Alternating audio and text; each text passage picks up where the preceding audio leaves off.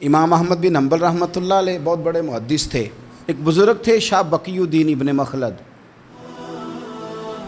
وہ کہتے ہیں مجھے پتہ چلا کہ اس دور میں نبی کریم علیہ السلام کی حدیث جو سب سے بہترین پڑھاتے ہیں وہ امام احمد بن حنبل ہیں۔ ان کو حضور کی حدیث سے جو خاص شغف ہے وہ کسی اور کو نہیں۔ کہتے ہیں میرے دل میں لو لگ گئی، حالانکہ میں امیر گھرانے سے تھا۔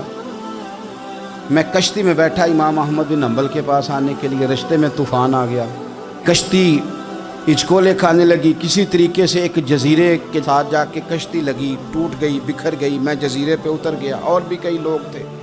ایک مہینہ وہاں رہنا پڑا، بارشیں ختم ہوئی، موسم ٹھیک ہوا، ایک کشتی دکھائی دی آتی ہوئی۔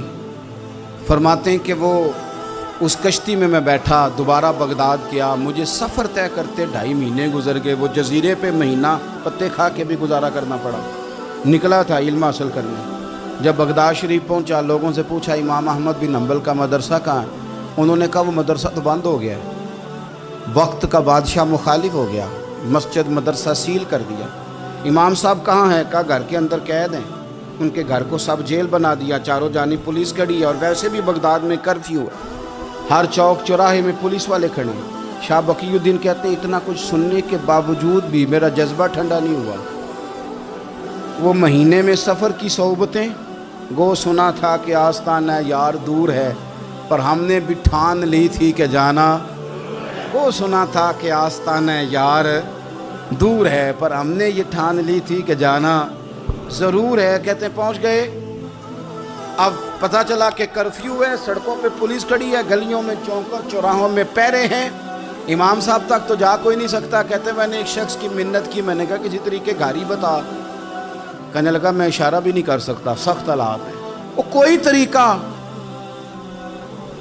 میں نے جب زیادہ تڑپ کے کہا تو وہ شخص کہنے لگا میں ان کے گھر کے قریب تجھے لے جاؤں گا اور گزرتے وقت صرف آنکھ کا اشارہ کروں گا۔ کہتے میں نے کہا یہ بھی ٹھیک ہے۔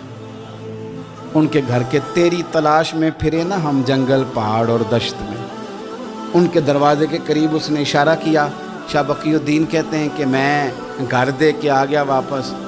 اب میں سوچنے لگا کہ کیسے امام صاحب تک پہنچنا ہے۔ بڑی تجویزیں سوچیں، بڑی تجویزیں، کام والا بن جاؤں، پھیری لگانے لگ جاؤں۔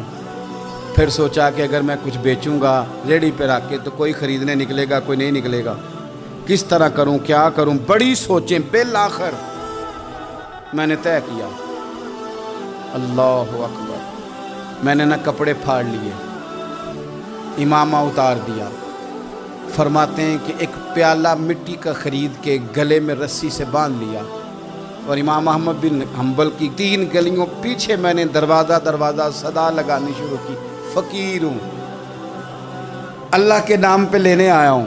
کہتے ہیں ایک دینار مانگتے مانگتے مانگتے مانگتے آزم یار منون دی خاطر اساں کی پیش وٹائے۔ کہتے ہیں مانگتے مانگتے نا میں امام احمد بن حنبل کے دروازے تک آیا۔ امیر گھر کا بچہ تھا، بڑے پیسے جیب میں ہوتے تھے۔ امام کے دروازے پہ صدا لگائی، کوئی ہے اللہ کے نام پہ دینے والا؟ کہتے ہیں وہ نور بھرا دروازہ کھلا، ایک گورے مکھڑے والا، سفید داڑھی والا، سونے امامے والا، چمکدار آنکھیں، نورانی شباہت۔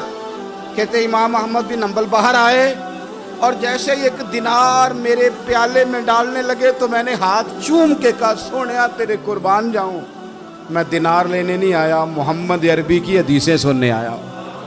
کہتے امام کی بھی آنکھیں کھل گئیں، کہنے لگے اس حال میں آزم یار منون دی خاطر اساں کی پیس بٹائے۔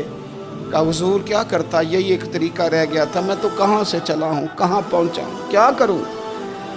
امام صاحب فرمانے لگے پھر میں بھی بڑے دنوں سے پریشان تھا، کوئی سیکھنے والا نہیں مل رہا تھا، تو مل گیا۔ کہنے لگا حضور میں روز آ جاؤں فقیر بن کے، آپ جتنا چاہیں 2 4 5 منٹ میں مجھے حدیثیں سنا دیں، میں اگلے دن یاد کر آیا کروں۔ کہتے 2 سال لگ گئے، شاگرد کہاں ملیں گے ایسے، کہاں مرید ملیں گے، گزر گیا دور۔ کہتے ہیں کہ میں نا ہر روز فقیر بن کے جاتا، 3 گلیاں پیچھے مانگنا شروع کرتا، کچھ حق نہ کرے۔ 2 سال دروازے پہ جاتا، آگے پیالہ کرتا، امام 1 دینار ڈالتے اور مصطفیٰ کی حدیثیں سناتے۔ کہتے ہیں حالات بدل گئے۔ 2 سال کے بعد हुकूमत बदल गई, इमाम का मदरसा बहाल हो गया, रश हो गया। बादशाह बड़ा अकीदतमंद था जो नया आया, उसने बड़ा करके इदारा बना के दिया। जिस दिन मैं गया तो रश लगा हुआ था। कहते हालात बदले तो हमने भी कपड़े बदले, हमने भी कपड़े बदले, हमने भी दोबारा से दस्तार बांधी। और कहते बड़े लोग बैठे हुए थे, मैं जब दाखिल हुआ ना तो इमाम उठ के खड़े हुए। आप फरमाने लगे पुत्र इधर आ, तू आगे आके बैठ। लोग दीन सीखने आते हैं, तू तो फकीर बन के मांगने आया था। और मैं भी बाकियों को पढ़ाया करता था, तुझे मैं दिया करता था। और अब बाकी पढ़ा करेंगे, तुझे दिया जाएगा।